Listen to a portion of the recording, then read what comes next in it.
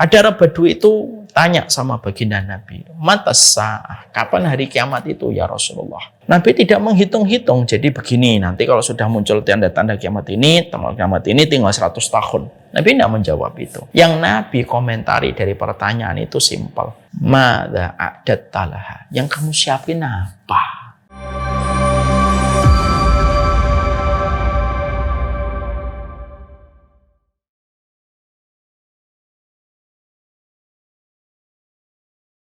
Assalamualaikum warahmatullahi wabarakatuh. Innal hamdalillah wassalatu wassalamu ala Rasulillah wa ala alihi wa sahbihi wa man tabi'ahum bi ihsan ila yaumil qiyamah. Kepada seluruh para penuntut ilmu, kepada keluarga besar Islam Madinah, yang semoga Allah senantiasa memberikan kepada kita semangat pada konsistensi, Allah menganugerahkan kita istiqomah. Dan yang paling penting adalah semoga Allah senantiasa memberikan kepada kita hidayah dalam setiap perjalanan kehidupan kita. Karena tidak ada manusia yang mereka masih hidup dengan degup jantungnya yang berdetak, kecuali mereka semuanya pasti membutuhkan hidayah. Kalaupun ada di antara kita masih bermaksiat dengan dosa-dosa besar, kita butuh hidayah. Supaya hidayah itu bisa menjadikan kita keluar dari lubang kemaksiatan dan dosa. Kalau ada di antara kita, saudara kita sudah keluar dari lubang kemaksiatan dan sekarang sedang meniti jalan ilmu, itu pun butuh hidayah. Kenapa? Supaya ilmu yang dia pelajari berdasarkan pemahaman yang benar. Kalau ada saudara kita pun yang sudah belajar berpahaman yang benar, itu pun juga masih membutuhkan hidayah. Kenapa?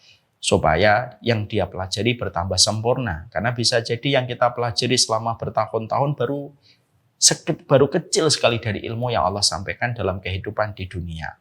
Dan kita meminta hidayah walaupun kita sudah ngaji, walaupun kita memiliki komitmen mengikuti para sahabat dalam pemahaman, tapi tetap kita butuh hidayah. Supaya ilmu kita bertambah dan bertambah. Karena banyaknya masalah itu adalah ketika ilmu kita cetek, sedikit, tapi merasa ilmu kita kayak segudang-gudang dari timur ke barat. Itu masalahnya.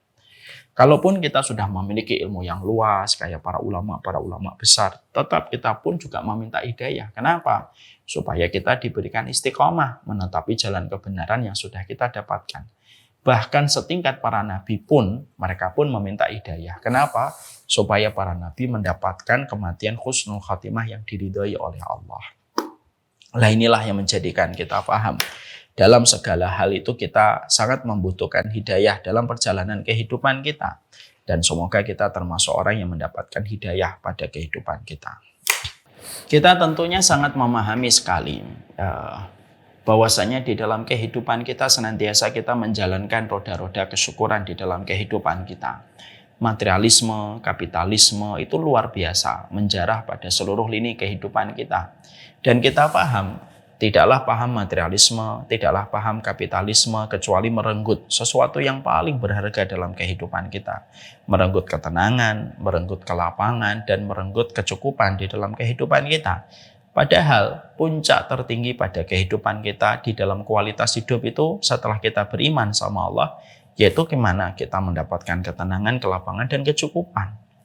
Banyak orang pintar belum tentu lapang hatinya. Banyak orang kaya belum tentu diberikan ketenangan. Dan banyak orang yang mereka memiliki jabatan yang tinggi belum tentu diberikan kecukupan. Karena apa? Karena memang kecukupan, kelapangan, dan ketenangan itu sesuatu yang sangat mahal sekali. Dan tentunya tidak akan bisa didapatkan kecuali adalah dengan kita memaksa diri kita bersyukur. Syukur itu bukan anjuran, syukur itu bukan himbauan. Tetapi sesungguhnya syukur itu merupakan sebuah kewajiban. Karena mustahil Umar Mita, Pak Dewo, dan seluruh nama di muka bumi ini akan mendapatkan ketenangan, kelapangan, dan kecukupan sampai mereka memaksa diri mereka untuk bersyukur. Kita hari ini dekat sekali dengan kehidupan orang. Hari ini kita dekat sekali dengan teras kehidupan orang lain. Sehingga akhirnya kadang-kadang syukur kita itu menjadi hilang. Syukur kita menjadi menguap pada kehidupan kita. Dan itu yang menjadikan kita akhirnya resah pada kehidupan. Apalah artinya harta yang kita miliki kalau kita tidak mendapatkan ketenangan? Apalah arti jabatan yang kita dapatkan kalau kita tidak mendapatkan kelapangan? Apalah arti perusahaan yang kita kuasai kalau kita tidak mendapatkan kecukupan? Karena apa? Siapapun yang tidak bersyukur, dia mendapatkan sebaliknya. Dia mendapatkan kegelisahan, dia mendapatkan kekecewaan, dan pastinya adalah kekurangan. Dan itu menyiksa. Yang menyiksa kita itu kegelisahan, tidak ada ujungnya. Yang menyiksa kita itu kelelahan yang tidak ada akhirnya. Dan yang paling menyiksa kita itu juga adalah keinginan yang tidak pernah merasa cukup. Dan itulah yang kita khawatirkan akan menjadi neraka kecil bagi kehidupan manusia ketika hidup di dunia merasakan 3 perkara itu. Kita bersyukur karena syukur itu sinar dari cahaya surga untuk melapangkan, untuk menenangkan, dan untuk mencukupkan pada kualitas kehidupan kita. Semoga kita menjadi hamba yang selalu bersyukur kepada Allah. Seluruh para penuntut ilmu yang semoga Allah rahmati, ada sebuah kisah yang sangat indah sekali untuk kita jadikan evaluasi serta menjadi perenungan untuk kita di dalam kitab Ruhul Bayan. Di dalam kitab Ruhul Bayan ada seorang ulama besar. Ketika beliau sedang tawaf, maka beliau menemukan seseorang sedang menempel pada Ka'bah. Dan dia terus berdoa kepada Allah dalam kondisi menangis. Tidak ada doa yang dia panjatkan kecuali satu, ya Allah, matikanlah saya sebagai seorang muslim. Dan dia tidak menambah doa yang lainnya. Ulama ini berputar kembali dan masih mendapati orang itu berdoa di depan Ka'bah sangat khusyuk sekali. Dan terdengar bagaimana dia meminta kepada Allah, wafatkanlah saya sebagai muslim. Dan tidak ditambahi dengan doa-doa yang lainnya. Berulang-ulang beliau putar-putar Ka'bah dan tawaf. Akhirnya sang ulama ini tertarik untuk bertanya. Mungkin untuk menggali hikmah. Karena hikmah itu bisa kita temukan pada kehidupan siapapun. Maka ulama ini tanya sama orang tersebut, Pak, kenapa Bapak meminta doa hanya dimatikan dalam kondisi muslim? Kenapa tidak ada doa yang lain? Maka akhirnya orang itu ketika ditanya lalu menjawab, kalau kamu tahu apa yang aku alami dan apa yang aku lihat, kamu akan mengerti alasan dan latar belakang doaku hanya itu. Setelah mereka selesai dengan tawafnya, akhirnya sang ulama berjumpa kembali dengan bapak itu dan tanya, apa sih Pak kejadian yang melatar belakangi Bapak sampai Bapak berdoa dengan doa yang semacam itu semata? Hanya meminta supaya saya dimatikan sebagai seorang muslim dan tidak nambah dengan yang lainnya. Lalu akhirnya beliau berkata, saya punya 2 saudara. Saudara saya pertama adalah muadzin selama beberapa puluh tahun. Saudara kedua pun saya, sama ketika dia juga seorang muadzin. Singkat ceritanya dua-duanya meninggal dalam kondisi murtad. Padahal mereka menjadi muadzin sholat itu selama puluhan tahun. Ya, mereka menjadi muadzin puluhan tahun. Dan mereka murtad. Dan itulah yang membuatku khawatir. Kalaulah ada saudaraku yang aku lihat kesehariannya dan kesibukannya di dalam mengumandangkan adzan selama 40 tahun. Dan ternyata dia matinya murtad. Dan ada saudaraku lagi yang seorang muadzin 30 tahun dia mengumandangkan adzan dan dia pun matinya juga dalam kondisi murtad. Maka akhirnya kamu sekarang paham kan kenapa alasanku di dalam berdoa itu adalah meminta dimatikan dalam kondisi muslim. Akhirnya ulama tersebut mengatakan, iya, sekarang saya paham kenapa engkau berdoa supaya dimatikan dalam kondisi seorang muslim. Maka sebelum mereka berpisah, ulama ini bertanya kembali, kalau aku boleh tahu, kira-kira apa yang menjadi alasan mereka menjadi muadzin selama 40 tahun, menjadi muadzin selama 30 tahun. Tapi kenapa kok akhirnya mereka mati dalam kondisi murtad? Maka sang bapak itu menjawab, aku lihat mereka menikmati 2 hal. Sampai Allah jadikan mereka keluar dari agamanya. Mereka itu suka mencari-cari kesalahan orang, dan mereka sangat menikmati aib yang dilakukan orang lain kalau mereka ketahui dan mereka mengerti. Dan itulah kesamaan di antara kedua saudaraku itu. Suka melihat kesalahan orang dan suka sekali senang mendapatkan aib dari orang lain. Maka Masya Allah, itu memberi arti kepada kita bahwasanya Masya Allah ya, ternyata perjalanan kita menuju kepada titik akhir itu perjalanan yang berat. Kalaulah kita mendapati dalam kitab Ruhul Bayan ada orang yang menjadi muadzin yang satu 40 tahun, yang satu 30 tahun. Ternyata itu pun akhirnya tergelincir langkah mereka sebelum mati menjadi murtad disebabkan kesalahan yang mereka lakukan sepanjang hidup. Dengan melihat orang lain tuh kacamatanya salah, terus akhirnya melihat orang itu salah aja yang dicari. Lalu akhirnya mereka menikmati aib dan akhirnya tergelincir. Bagaimana mereka menjadi murtad ketika sebelum meninggal dunia. Nah, itulah yang menjadikan kita semakin paham, ya Allah gitu. Ternyata memang perjalanan kita itu perjalanan tinggal satu, memastikan iman sebelum kita mati dan memastikan kita menjalankan sunnah dan ketaatan pada hari kita diwafatkan. Walaupun cuma satu tugas kita, tapi itu bukan sesuatu yang ringan. Tapi itu sesuatu yang sifatnya berat di sepanjang sisa kehidupan kita. Makanya Masya Allah, inilah yang menjadikan kita akhirnya paham apa korelasinya dengan kajian kitab kita Ustadz yang sudah 7 tahun kita lakukan bersama dengan Majelis Ilmu Islam Madinah. Korelasinya kuat. Inilah yang menjadikan kita harus mengilmui perjalanan sisa kehidupan kita menuju kepada kematian. Supaya perjalanan kita mengilmui perjalanan kita pada sisa kehidupan kita tidak menjadikan kita tergelincir sebagaimana orang-orang yang pernah tergelincir menuju kepada kematian. Tergelincir di masa muda, wajar. Tergelincir di paruh baya, biasa. Kalau mereka akhirnya bertobat itu luar biasa. Tapi tergelincir pada waktu hari ketika meninggal dunia itu sesuatu yang sangat merugi. Dan itu merupakan kerugian total pada kehidupan manusia. Maka inilah yang menjadikan kita akhirnya paham. Kita mempelajari kitab At-Tadhkirah, kita kaji, kita pelajari lembar per lembar pelan-pelan gitu ya. Dengan kita mengambil setiap poin-poin besar yang disampaikan oleh Imam Qurtubi, ya supaya melahirkan kepada kita sikap waspada pada kehidupan kita, mengilmui kematian, supaya menjadi sebuah tawassul. Tahu tawassul menjadi sebuah perantara untuk memohon sama Allah, ya Allah, saya pelajari kitab, saya pelajari ilmu, saya pelajari ayat, saya pelajari hadis yang berkaitan tentang kematian dengan harapan supaya Engkau wafatkan kami dalam kondisi husnul khatimah. Nah, inilah yang kita harus mengerti. Sekarang setelah kita memahami mukadimah itu, sekarang mari kita bahas. Kemarin pada waktu kajian kita membahas panjang lebar dan ini pertemuan kesekian kalinya ketika membahas tentang nama-nama lain hari kiamat. Yang menarik adalah inilah yang menunjukkan keilmuan yang sangat dalam, wawasan yang sangat luas dari Imam Qurtubi. Bahwasanya Imam Qurtubi menyampaikan kepada kita tentang hari kiamat nama-namanya. Dan ternyata setiap nama yang ada pada hari kiamat itu memberi faedah ilmu dan memberikan kepada kita penjabaran yang panjang, yang sangat bermanfaat pada kehidupan kita ketika masih hidup. Saya dulu, termasuk saya akui, sebelum saya membahas dan membaca kitab ini, saya mengerti bahwasanya nama hari kiamat itu ya Al-Qiyamah, As-Sa'ah gitu.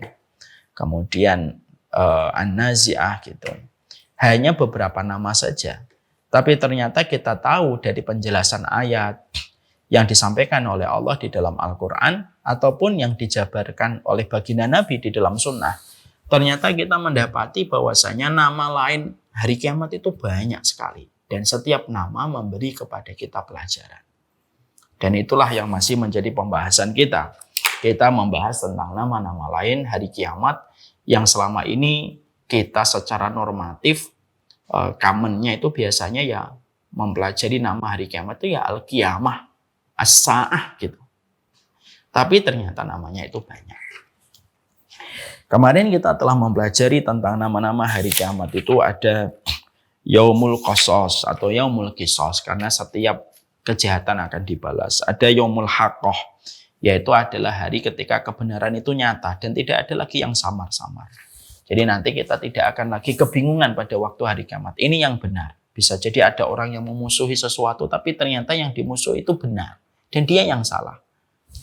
Terus disebut dengan Yaumut Thamah. Yaumut Thamah itu adalah karena sesungguhnya di situ adalah hari kemenangan bagi orang-orang yang beriman. Mungkin mereka ketika di dunia mereka mendapatkan kedzaliman, mereka disakiti, mereka dipojokkan, diperangi. Tapi ketika pada waktu hari kiamat mereka menjadi kaum yang dimenangkan dan mereka begitu tenang menghadapi kematian, menghadapi hari pengadilan.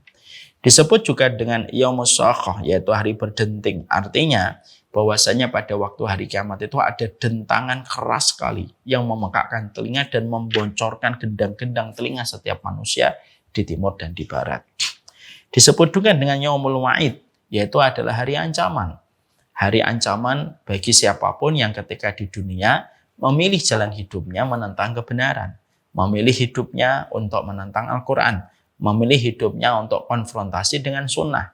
Maka pada hari itulah dia akan terbelalak, mendapatkan ancaman-ancaman yang Allah sampaikan di dalam kehidupan Quran dan hadis betul-betul ditegakkan dan ditampakkan oleh Allah, dan dia tidak bisa menghindari ketika dia mendapatkan ancaman langsung dari Allah sebagai pemilik kehidupan hari akhir. Kemudian disebut dengan Yaumul Wa'ad, hari perjanjian, Yaumuddin, hari pembalasan, Yaumul Wafa, hari pemenuhan, dan kita juga kemarin membahas Yaumun Nadamah, yaitu adalah hari penyesalan yang kita mendapati banyak manusia menyesal dengan berbagai macam hal-hal yang membuat manusia itu menyesal. Sekarang mari kita buka halaman 467. Ya. Bagi yang belum membawa kitab, silahkan dibuka pada halaman 467. Kita menjumpai bahwasanya di antara hari kiamat yang disampaikan oleh Allah, yaitu adalah hari pertemuan. Ya. Jadi di sini kita mendapatkan, kalau boleh kita klasifikasikan secara sederhana, nama-nama hari kiamat itu ada yang berkonotasi positif atau berkonotasi menggembirakan, ada hari-hari kiamat yang berkonotasi menakutkan. Kalau boleh kita klasifikasi menjadi dua. Nama-nama hari kiamat ada yang berkonotasi menakutkan untuk memberi ancaman kepada orang-orang yang memilih jalannya untuk konfrontasi dengan kebenaran yang disampaikan Allah dan Rasul-Nya. Tapi di antara nama-nama hari kiamat, ada nama-nama hari kiamat yang berkonotasi kepada sesuatu yang menggembirakan untuk memberikan kabar kepada orang beriman bahwasanya hari kiamat itu hari panen atas seluruh ketakutan, atas seluruh ketaatan, atas seluruh pengorbanan yang telah mereka lakukan dalam kehidupan. Jadi begitu ya. Jadi Imam Al-Qurtubi mengklasifikasi secara tidak langsung, walaupun tidak disampaikan di kitab, beliau itu seakan-akan menggambarkan nama hari kiamat ada yang menggembirakan, ada yang menakutkan. Sebagaimana memang posisi manusia nanti di pengadilan Allah ya terbagi menjadi dua. Ada yang gembira, ada yang ketakutan. Gembira karena mendapati janjinya Allah tidak ada yang salah, yang dia imani, dia benarkan ketika hidup, dan menjadi ancaman bagi mereka yang selama ini suka menantang Allah dan berkonfrontasi dengan kitabullah dan sunnah. Sekarang mari kita bahas hari pertemuan. Di dalam ayat ini kita memahami bahwasanya hari pertemuan itu merupakan salah satu nama hari kiamat. Allah menyampaikan kepada kita di dalam surat Al-Mu'min ayat yang ke-15. Rafi'ud darajat Dzul arsy yulqir ruh min amrihi ala ma yasha min ibadihi liyundira yaumat talaqi. Allah itu menyampaikan di dalam surat Al-Mu'min ayat yang ke-15. Dan Allah itu sangat tinggi derajatnya. Allah itu maha tinggi dan tidak ada yang mengalahkan posisi dan kedudukan Allah. Saking tingginya Allah. Allah pula yang memiliki arsy, tempat bersamayamnya. Allah yang mengutus Jibril membawa perintah kepada siapapun yang Allah kehendaki di antara hambanya. Dan sesungguhnya Allah itu ketika memerintahkan Jibril untuk memberikan perintah kepada siapapun yang Allah kehendaki dari hambanya menjadi nabi dan rasul, apa tujuannya? Liyungdira yaumat talaqi. Para nabi dan para rasul itu tujuannya satu, untuk mengingatkan manusia tentang hari pertemuan. Ya. Jadi sesungguhnya disitulah kita akhirnya paham bahwasanya hari kiamat itu merupakan hari di mana Allah menggelar pertemuan. Allah itu menggelar episode perjumpaan kembali. Setelah manusia pada kehidupan mereka di dunia, mereka dipisahkan dengan jarak, mereka dipisahkan dengan alam yang berbeda, yang satu di dunia, yang satu di akhirat. Maka sesungguhnya hari kiamat itu penegasan kembali tentang hari pertemuan. Dan tidaklah setiap manusia kecuali ketika mereka dibangkitkan oleh Allah dalam kehidupan di akhirat, kecuali mereka pasti berjumpa. Mereka pasti bertemu. Maka Imam Qurtubi lalu menerangkan, ketika Allah di dalam surat Al-Mu'min mengatakan liyungdira yaumat talaqi, untuk mengingatkan hari pertemuan, maka didetailkan secara terperinci oleh Imam Qurtubi. Maka pertemuan apa sih? Pertemuan apa yang terjadi pada waktu hari kiamat? Maka dikatakan oleh Imam Al-Qurtubi yang pertama, pertemuan orang yang mati dengan mereka yang lebih mati dahulu, di mana mereka yang lebih mati dahulu bertanya kepada seorang yang baru saja meninggal tentang keadaan penduduk di dunia. Jadi yang pertemuan yang pertama itu tentang kiamat, yaitu tentang kiamat kecil. Ya, ini kiamat kecil itu kematian. Bahwasanya hari kiamat dalam konteks kiamat kecil atau kiamat besar, ketika seseorang itu meninggal dunia, maka sesungguhnya ada hari pertemuan. Pertemuan kita dengan keluarga kita yang telah mendahului kita dan telah wafat sebelum kita. Tetapi ketika kita sama-sama mendapatkan kenikmatan kubur, maka kita berjumpa kembali di tempat yang telah ditentukan oleh Allah dengan kenikmatan fasilitas bisa menghadap ke surga, untuk saling berjumpa kembali setelah kematian dulunya memisahkan mereka sementara. Ini termasuk salah satu sisi kematian itu yang dari perspektif yang menyenangkan. Kematian itu memang menegangkan dan kita jujur, kematian itu menakutkan. Ya, karena kita bagaimanapun ingat dosa kita dan kita ingat betapa besarnya urusan kematian akan menjumpai kita. Tapi kita juga harus tahu bahwasanya dalam perspektif kita membaca hadis, kita mendapati bahwasanya ada sisi kematian yang cukup bisa memberikan kegembiraan. Apa itu kematian yang bisa memberikan arti kegembiraan? Yaitu ketika kita memandang kematian itu merupakan hari perjumpaan. Berjumpanya kembali dan bertemunya kembali dengan keluarga kita yang telah wafat dan berjumpa kembali di alam barzah.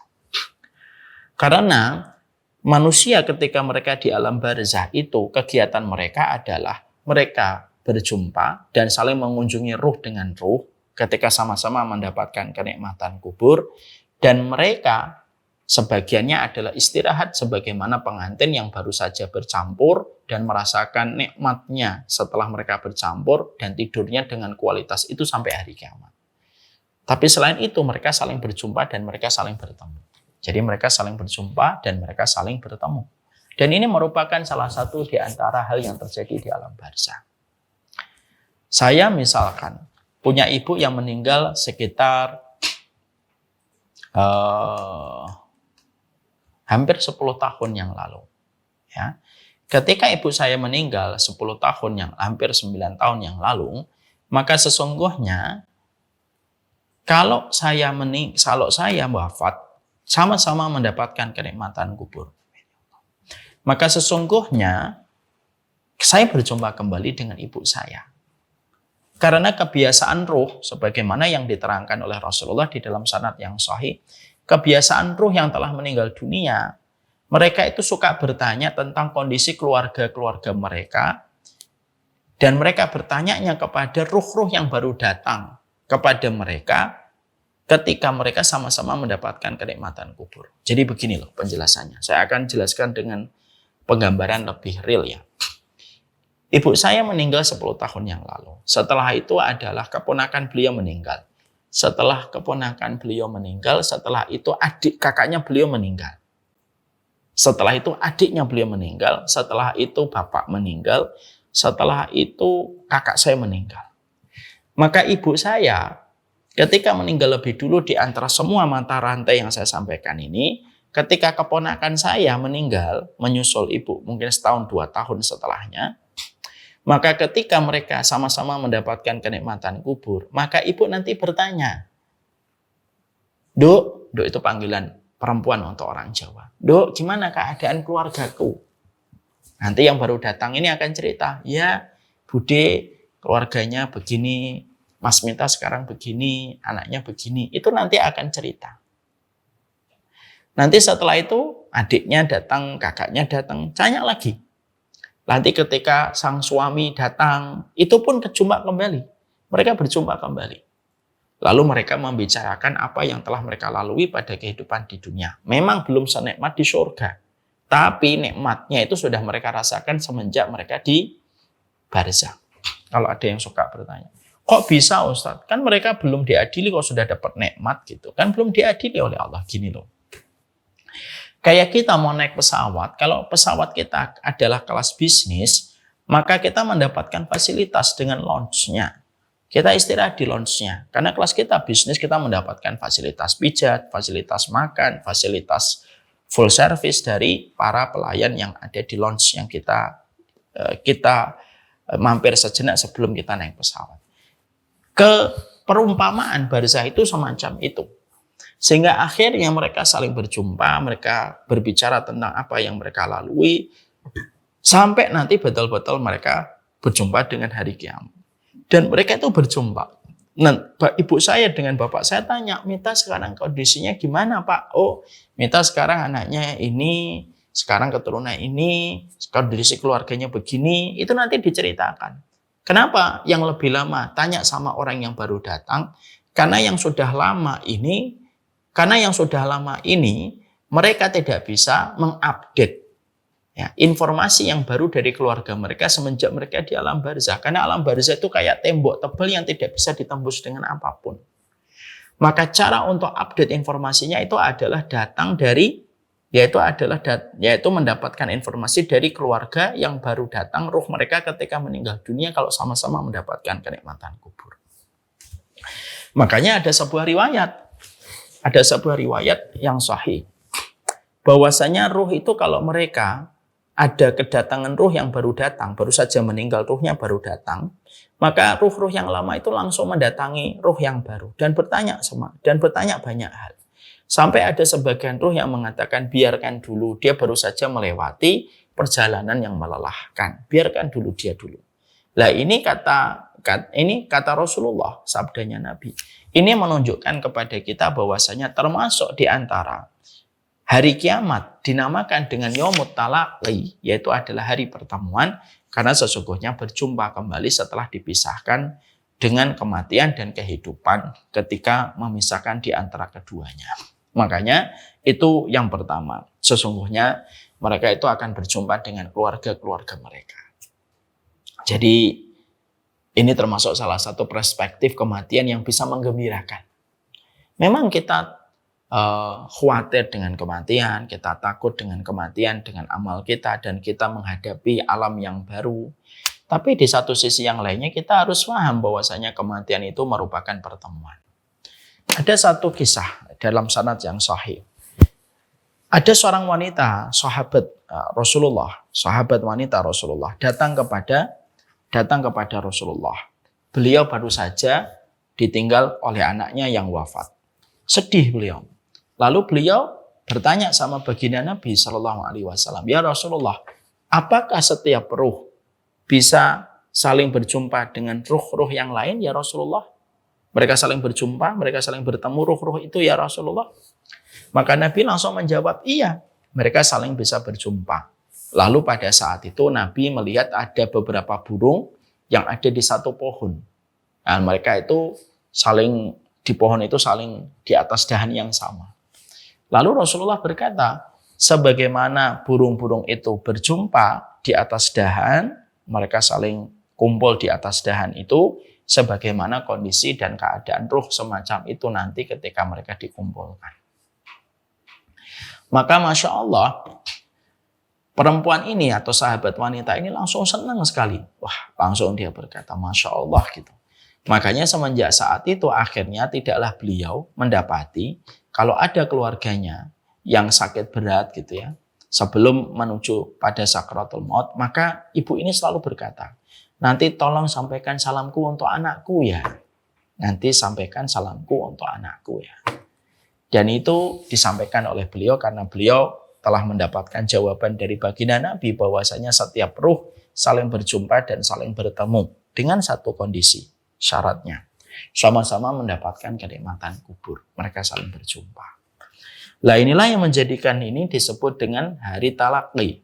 Makanya hari kiamat kecil kematian, kiamat besar nanti ketika hancurnya dunia alam semesta, Maka itu disebut dengan hari perjumpaan karena berjumpanya kita kembali dengan keluarga-keluarga yang kita cintai. Yang kedua, bertemunya dengan amal soleh kita. Jadi nanti kita akan berjumpa dengan amal soleh kita ketika kita di dalam kubur. Dan kita juga akan berjumpa dengan amal kita nanti pada waktu di pengadilan Allah. Dan inilah rahasia kenapa amal itu disebut oleh Rasulullah dengan kata cahaya. Kan Rasulullah itu kan menyebut amal itu dengan kata cahaya. As-sholatu nurun, wasyamu nurun, wasadaqatu nurun. Sesungguhnya puasa itu cahaya, sholat itu cahaya, sedekah itu cahaya. Kenapa? Karena cahaya ini difungsikan untuk menemani orang yang telah beramal ketika di dunia. Supaya ketika dia mendarat pertama kali di alam barzah, dan ketika nanti di akhirat, amal-amal ini berfungsi menjadi cahaya. Dan cahaya itu memang sebuah kekuatan yang memang cahaya itu sesuatu yang sangat dibutuhkan pada kehidupan di alam barzah dan di kehidupan pengadilan Allah. Maaf ya, saya itu terkadang gini. Kalau ngelihat film-film superhero yang dibuat oleh Hollywood, itu selalu identik dengan tangan yang mengeluarkan cahaya. Cahaya.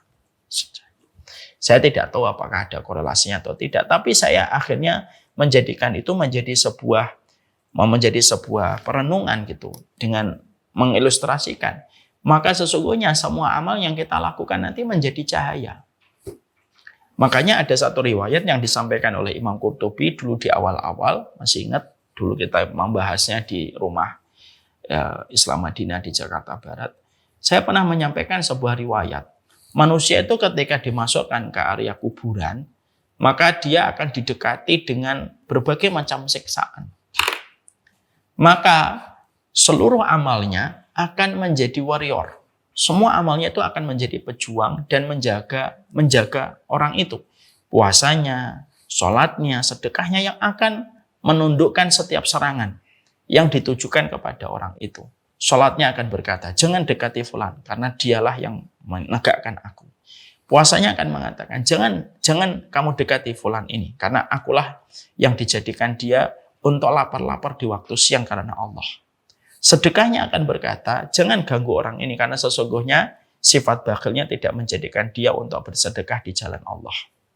Nah itu akan menjadi penjaga, dan itu semuanya akan menjadi cahaya. Makanya akhirnya orang ketika beriman semakin sempurna cahayanya. Makanya kita berdoa, Rabbana atmim lana nurana, ya Allah sempurnakan cahaya untuk kami. Karena amal soleh itu menjadi cahaya besar pada kehidupan manusia. Dan kita akan berjumpa dengan amal-amal kita.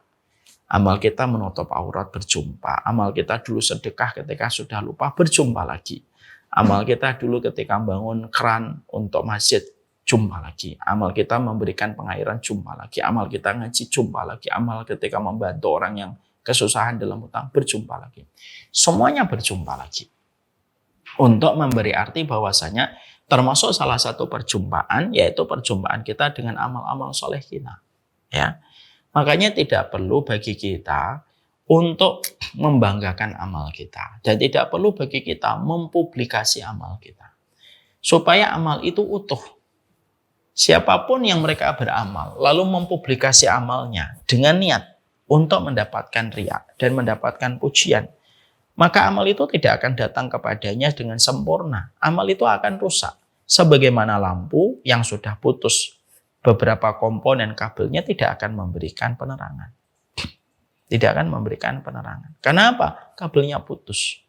Yang menyebabkan komponen-komponen amal ibadah tidak bisa memberikan penerangan, tidak bisa memberikan cahaya.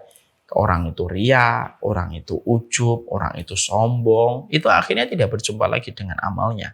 Dan niat yang salah. Orang yang meniatkan amalnya untuk dunia, dia ketemu. Kenapa? Karena amalannya sudah dibayar oleh Allah ketika di dunia. Dia sedekah, dia sholawat, hanya untuk dunia. Dunia sudah dikasihkan untuknya. Nanti di akhirat sudah nggak dapat apa-apa. Makanya merugi. Amal ibadah itu yang untuk ibadah akhirat. Dunia kita sudah dibagi-bagi oleh Allah sesuai dengan kadar takdir yang Allah tentukan 50.000 tahun sebelum Allah menciptakan langit dan bumi. Sehingga kita tidak perlu merusak amal kita dengan berbagai macam hal yang menjadi perusaknya. Salah satu perusaknya itu niat yang salah untuk dunia, riya, ujub, sombong, merendahkan orang. Itu merusak amal ibadah kita dan akhirnya seseorang itu tidak mampu berjumpa dengan amal ibadah dia ketika amal ibadah itu sudah rusak. Layaknya bola lampu gagal memberikan penerangan. Ketika bola lampu itu gagal memberikan penerangan karena komponen-komponen kabelnya kita rusak dengan berbagai macam perusaknya. Tidak bisa berfungsi. Segala sesuatu ada perusaknya. Ya. Kayu ada perusaknya. Perusaknya kayu itu apa? Rayap. Rayap itu yang merusaknya. Handphone ada perusaknya. Apa itu? Ketika misalkan jatuh ke air dan belum ada teknologi yang membuat dia water resist, akhirnya handphone itu rusak. Ya. Tembok ada perusaknya dengan jamur yang merayap pada permukaan temboknya. Segala sesuatu ada perusaknya. Amal ibadah pun ada perusaknya. Jangan hanya giat beramal, tapi lupa dengan perusak amal. Giatlah beramal sembari waspada dengan perusak amal ibadah. Itu yang kedua. Yang ketiga, bahwasanya disebut dengan hari pertemuan, yaitu pertemuan penduduk langit dengan penduduk bumi. Karena apa? Pada waktu di hari kiamat nanti terjadilah perjumpaan. Kita manusia ketika dicabut, kita ketemu dengan Malaikatur Rahman. Kalau kita dalam kondisi beriman. Kita ketemu dengan malaikat maut yang mencabut kita. Akhirnya ruh itu diberikan oleh Allah organ-organ yang fungsinya tidak lagi sama dengan ketika di dunia. Jadi maaf ya, sebenarnya kekuatan ruh kita itu gede. Tapi karena casing kita, fisik ini membatasi. Akhirnya telinga kita, mata kita, semuanya terbatas. Kenapa? Karena memang fisik di dunia itu membatasi. Memenjarakan dalam tanda petik. Kalau seseorang sudah dicabut ruh dari jasadnya, maka pada saat itu dia memiliki semua organ tubuh dengan fungsi yang jauh berbeda ketika di dunia. Dia bisa melihat malaikat, dia bisa melihat surga, nanti di akhirat dia bisa melihat surga, misalnya neraka, kakinya bisa berdiri di padang mahsyar selama 40 tahun perjalanan akhirat. Itu semuanya fungsinya. Makanya maaf ya, jangan fokus sama fisik di dunia ini hanya tumpangan doang. Kayak kalau mati ya sudah ditinggal kayak gigi meninggalkan tempatnya, sudah tinggal sudah. Maka ini hanya fisik di dunia saja. Lah kita nanti di akhiratnya akan diberikan fisik oleh Allah jauh berbeda dengan fisik kita di dunia. Kenapa? Fisik di dunia mengalami fitrah, dicerai beraikan oleh tanah dan cacing-cacingnya. Dicerai, hilang dia sudah, menyatu dengan tanah. Karena ini hanya tumpangan doang. Makanya kenapa Allah benci sekali dengan orang yang membanggakan fisiknya? Ya karena hanya tumpangan. Tumpangan apa yang kamu banggakan dari tumpangan? Ada yang hitam, ada yang putih, ada yang krem misalkan. Apapun warna kulitnya dibuat oleh Allah beda-beda. Kenapa kok beda-beda? Ya karena hanya tumpangan saja. Hanya tumpangan tok. Makanya Allah benci sekali kepada mereka yang sombong dengan fisiknya. Karena tidak ada yang perlu dibanggakan. Maka ketika ruh sudah dicabut, disitulah dia berjumpa dengan para penduduk langit. Sebagaimana riwayat dari Bara' bin Azib. Dalam riwayatnya Bara' bin Azib kita menjumpai manusia menuju ke langit pertama, berjumpa dengan para malaikat. Para malaikat riuh menyambutnya. Dan manusia yang di ruhnya itu diajak ke atas langit yang pertama, dia bisa melihat semuanya. Dia bisa melihat kerumunan para malaikat yang memenuhi langit pertama. Dan dia bisa mendengar langsung bagaimana para malaikat itu lalu mereka berkata, "Manir ruhu hadza thayyib." Siapa pemilik ruh yang indah ini? Siapa pemilik ruh yang indah ini? Maka akhirnya para malaikat yang membawa mereka lalu menjawab, pemilik ruh yang sangat indah ini Fulan bin Fulan. Dan dia melihatnya. Makanya hari kiamat disebut dengan perjumpaan. Karena apa? Akhirnya penduduk dunia yang selama ini tidak pernah melihat malaikat karena keterbatasan fisiknya, bahwasanya fisik matanya tidak bisa melihat kepada alam malaikat, maka pada waktu hari kiamat diberikan oleh Allah berjumpa, dia melihat oleh Malaikatul Rahman, ini Malaikatul Malik, ini Malaikatul Ridwan, semuanya akhirnya dia jumpai dan dia lihat. Itulah yang disebut dari pertemuan para penduduk bumi dengan penduduk langit. Yang keempat, yaitu pertemuan makhluk dengan sang Khalik.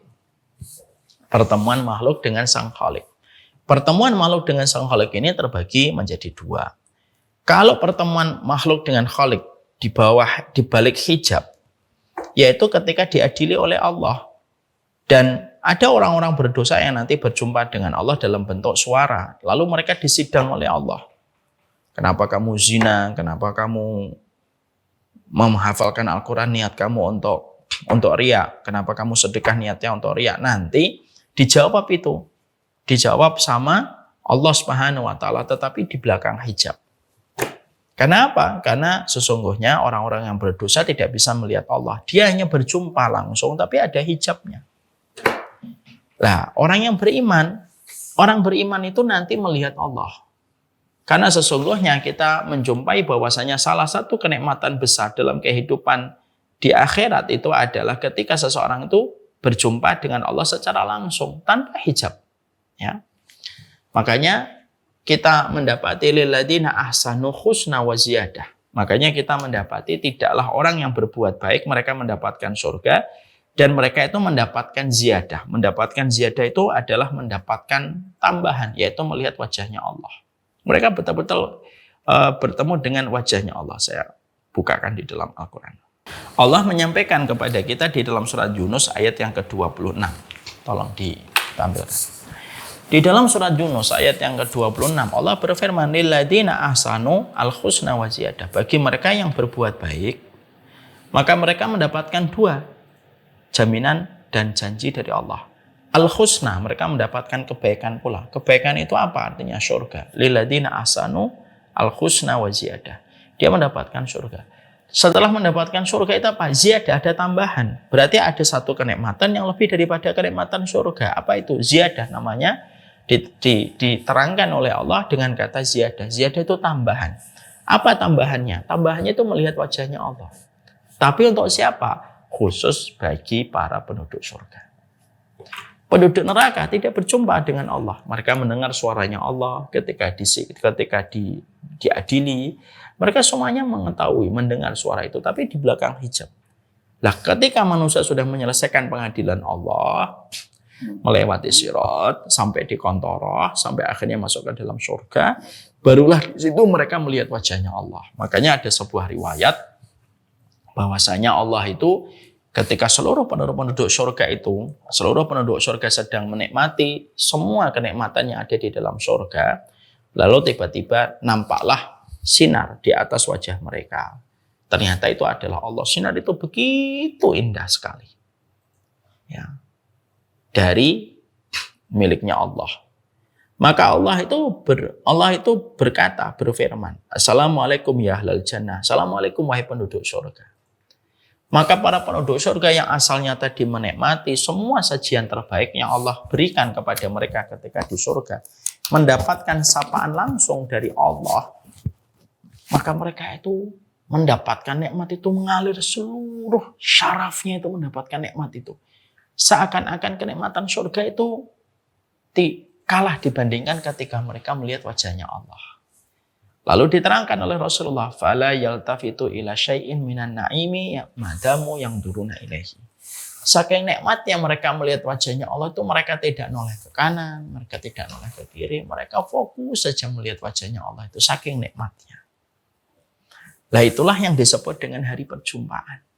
Dan itu nikmat yang besar dan dikatakan bahwasanya proses berjumpanya manusia di surga ketika berjumpa dengan Allah disebut dengan talaqi, berjumpanya manusia penduduk surga ketika berjumpa dengan Allah. Makanya salah satu doa sunnah yang diajarkan oleh baginda Nabi SAW yaitu ketika baginda Nabi mengajarkan kepada kita sebuah doa yang sangat indah. Allahumma inni as'aluka ladzatan nadhari ila wajhika wa syauqa ila liqa'ika. Ya Allah, aku minta supaya diberikan kenikmatan super maksimal melihat wajahmu. Ya, dan sesungguhnya aku meminta supaya aku tidak pernah kehabisan rasa rindu kepada perjumpaan denganmu. Saya ulang kembali. Ayo kita lafadzkan bareng-bareng. Allahumma inni as'aluka ladzatan nadhari ila wajhika wasyauqa ila liqaika. Ya Allah, aku memohon kepadamu supaya aku diberikan oleh Engkau kenikmatan memandang wajahmu, dan supaya aku diberikan rasa rindu yang tidak pernah padam untuk selalu ingin berjumpa denganmu. Dan itu yang diajarkan oleh baginda Nabi SAW. Makanya inilah yang menjadikan kita paham bahwasanya sesungguhnya ini merupakan nama hari kiamat. Jadi nama lain hari kiamat Yaumut Talaqi karena ada 4. Berjumpanya manusia dengan keluarganya yang telah meninggal lebih dulu. Yang kedua, berjumpa dengan amalnya. Berjumpanya manusia antara penduduk bumi dengan penduduk langit. Dan yang keempat, berjumpanya manusia yang telah menjadi penduduk surga berjumpa dengan Sang Khalik, dan itulah kenikmatan paling puncak dari semua kenikmatan yang pernah dirasakan oleh manusia. Setelah kita membahas itu, kita lanjutkan. Ada pula yang disebut dengan Yaumul Azifah. Yaumul Azifah itu hari yang dekat sekali. Allah menyampaikan di dalam surat Al-Ahzab ayat 63, Yas'alukan nasu anisah kul innama ilmuhu indallah.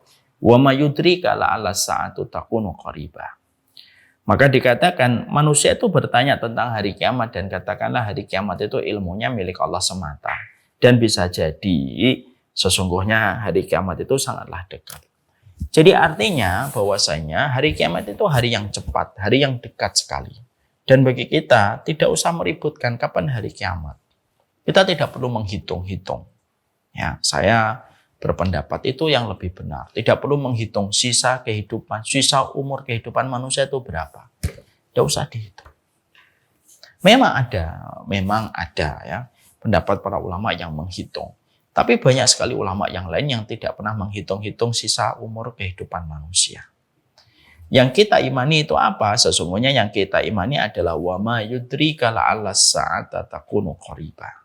Yang kita imani di dalam surat ini, dalam surat Al-Ahzab 63. Dan bisa jadi memang hari kiamat itu memang sangatlah dekat, sudah cukup. Saya sering sekali mendapatkan pertanyaan beberapa tahun lalu. Ustadz, apakah benar sisa umur kehidupan manusia tinggal 100 tahun, tinggal 50 tahun, dan lain sebagainya? Maka tidak penting untuk mengetahui kapan tepatnya hari kiamat itu datang. Ilmuhu la yanfa' wa jalhu la yadur. Kita tahu pun juga tidak terlalu bermanfaat. Kita tidak tahu pun juga tidak akan menjadi beban dosa untuk kita. Yang penting adalah mempersiapkan kematian itu ada. Dan itu terlihat dari caranya Rasulullah ketika berdialog dengan Arab Badui. Ada Arab Badui itu tanya sama baginda Nabi, Matas sa'ah, kapan hari kiamat itu ya Rasulullah? Nabi tidak menghitung-hitung. Jadi begini, nanti kalau sudah muncul tanda-tanda kiamat ini tinggal 100 tahun. Nabi tidak menjawab itu. Yang Nabi komentari dari pertanyaan itu simpel. Mada a'dattalaha. Yang kamu siapin apa? Yang kamu siapin apa? Jadi respon Nabi itu ngasih ilmu ke kita, ngasih clue kepada kita. Jadi kita tidak terlalu memusingkan kapan hari kiamat itu. Oh, nanti kalau saya balik Palestina nanti hari kiamat sudah dekat. Tidak usah gitu. Dalam bantu Palestina masalah hari kiamat Allah yang ngatur. Oh, nanti kalau saya bantu Palestina nanti Dajjal muncul. Nggak usah gitulah. Dajjal tetap muncul. Waktu kapannya Allah yang paling tahu dan Allah yang paling mengerti. Yang paling kita pentingkan bukan di angka kapan itu terjadi. Tapi yang paling penting adalah apa yang kita persiapkan ketika itu nanti sudah terjadi. Entah kita masih hidup ataupun ketika kita sudah meninggal dunia. As simple as that. Sesimpel itu saja sebenarnya. Makanya akhirnya kita mendapati bahwasanya hari kiamat itu memang sebentar lagi. Ya, kita itu sebentar lagi. Kenapa kita diberitahu oleh Allah bahwasanya nama hari kiamat itu Yaumul Azifah? Kenapa Allah itu mengatakan kepada kita bahwasanya hari kiamat itu hari yang dekat, supaya manusia itu selalu berada di dalam bayang-bayang kematian dan di dalam bayang-bayang hari kiamat. Supaya apa? Supaya dia fokus kepada urusan akhiratnya. Coba kalau dijelaskan nama kiamat itu adalah Tawil misalkan.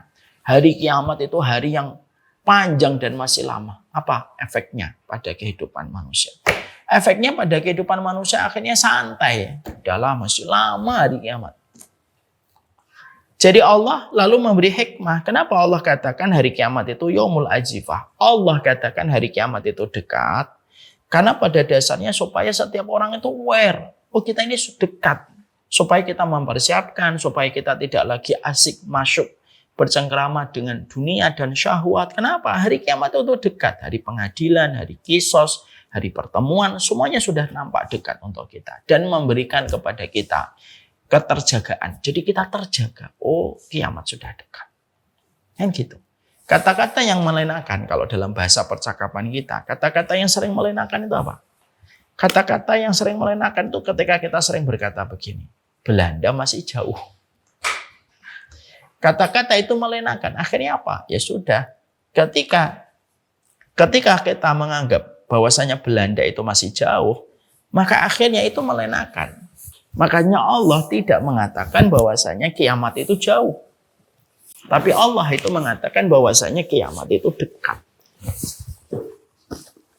Ketika Allah mengatakan bahwasanya yaumul azifah, bahkan Allah mengatakan wa ma yudrika la'alla sa'ata takunu qariba, itu memberi arti kepada kita supaya kita waspada. Persiapan anak, supaya anak itu juga sudah paham tentang hari kiamat, kita ajarkan. Kita mengajarkan kepada istri kita, mengajarkan keluarga kita bahwasanya kiamat itu sejatinya sudah dekat. Dan itulah maksudnya. Kenapa Allah itu mensifati hari kiamat itu dekat? Karena apa? Setiap manusia nanti kalau sudah hari kiamat itu ngerasa kehidupan mereka itu hanyalah sepenggal waktu duha yang singkat. Itu. Makanya nama lainnya adalah yaumul azifah. Maka yang berikutnya disebut dengan yaumul ma'ab. Yaumul ma'ab itu hari kembali. Artinya, tidak ada manusia yang tidak kembali kepada Allah. Makanya akhirnya Allah mensifati bahwasanya hari kiamat itu adalah yaumul ma'ab. Bukan ma'ab, tapi ma'ab pakai hamzah. Yaitu hari ketika semua manusia itu kembali sama Allah. Tidak ada yang tertinggal. Tidak ada yang tertinggal. Sampai semut di dalam lubang pun ketika hewan itu nanti dibangkitkan, pun dibangkitkan semuanya. Manusia. Na'udzubillahi min dzalik, ada yang dimutilasi, ada yang dibuang, ada yang sampai hari ini pembunuhnya tidak ketemu, semuanya nanti dikembalikan sama Allah. Dan tidak ada kelemahan sedikit pun pada diri dan sifatnya Allah untuk mengembalikan kembali manusia. Semuanya kembali. Jadi kalau kita akhirnya memahami yaumul ma'ad, akhirnya apa? Kita tidak ragu semuanya itu kembali sama Allah. Nah, ini ada sebuah riwayat dari riwayat Muslim. Ada sebuah riwayat dari Muslim itu begini. Ada seseorang yang dia merasa dia itu banyak dosa. Lalu berpesan sama keluarganya. Nanti kalau saya mati tolong dibakar. Hadis ini dalam riwayat Muslim. Tolong dibakar. Kalau sudah jadi abu, abunya bawa ke tengah lautan. Lalu sebar ketika gelombang besar untuk memisahkan semua abu. Ditanya sama keluarganya mendapatkan wasiat semacam itu. Dan betul tidak lama setelah itu dia meninggal dunia. Dipenuhilah wasiatnya. Dibakar dia jadi abu, dibawa keluarganya ke tengah lautan, disebar dan gelombang memisahkan semua abu itu ke tempat yang saling berjauhan dan saling menjauh.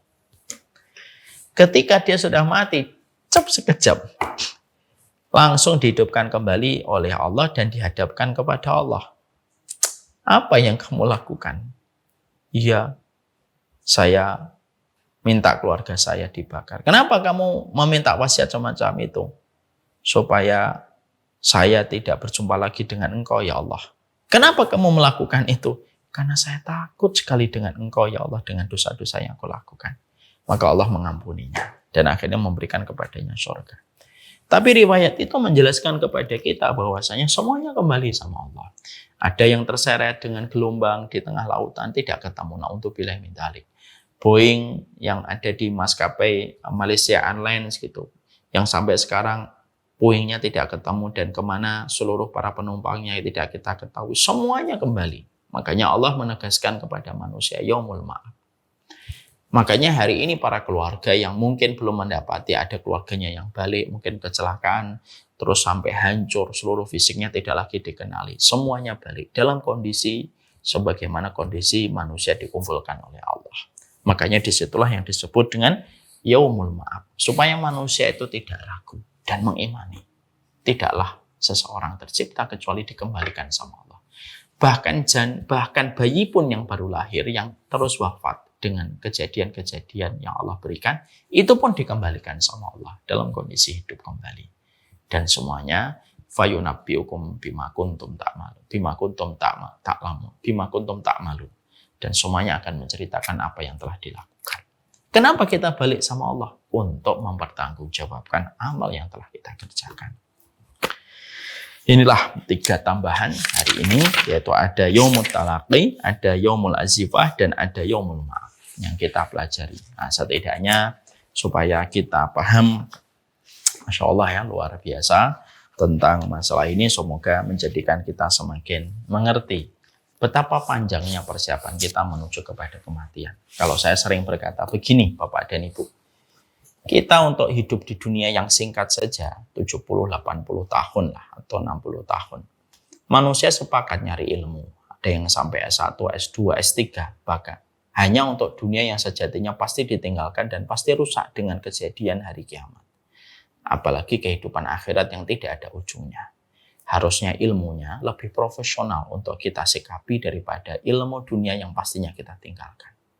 Semoga kita paham, semoga kita mengerti, dan Allah berikan hati yang hidup menyikapi hari pertemuan kita yang sebentar lagi akan kita jumpai di dalam kematian kita, dan hari kiamat itu la'alla sa'ah takunu qoriba. Sesungguhnya hari kiamat itu dekat.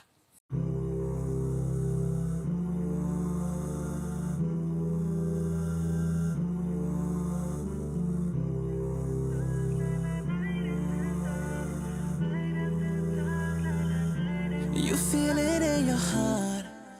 His love for you is unconditional. You knew it from the start. He's the one. This feeling is incredible. Oh yeah, yeah. Here's one thing I want you to know. Turn around, you just have to go. Don't give up, knowing you will grow. Life's a test and he will show you that there is light after dawn. Hey, yeah. That there is light after dawn. Hey, yeah. Light after dark, la la, light after dawn. Light after dark, la la, light after dawn. Light after dark, la la, light after dawn. Light after dark, la la, light after dawn. Oh, when I make a wish, I know you hear me loud and clearly. Oh, Allah, when I make a wish, I know you hear me loud and clearly. Oh, oh, oh, oh, oh, oh, oh, oh, oh, oh, oh, oh, oh.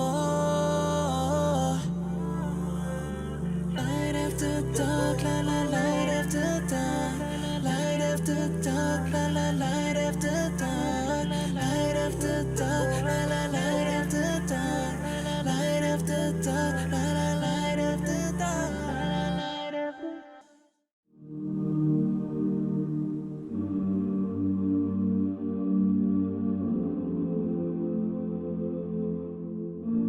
I've been holding for so long,